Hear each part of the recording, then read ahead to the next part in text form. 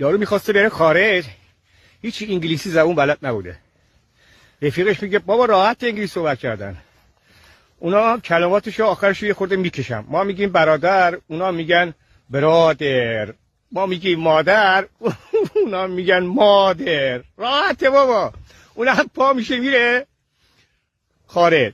فرودگاه که پیاده میشه میره سراغ تاکسی فرودگاه، میگه آقا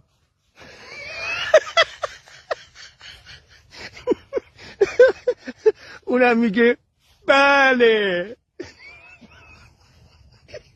میگه منو به هتل میرسونی؟ اونم میگه باشه.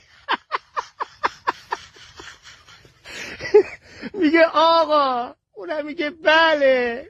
شما ایرانی هستید؟ اونم میگه آره. میگه بابا بگو دیگه 2 ساعت داریم انگلیسی صحبت میکنیم.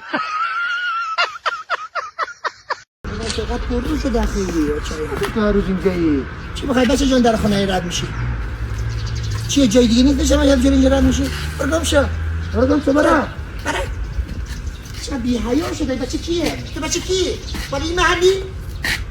تو بچه کی؟ برگم شو شربرات برگم بی حیا برگم شو دمت گرم که همراه من بودی. ممنون میشم ویدیو رو لایک کنی و چنل رو سابسکرایب کنی.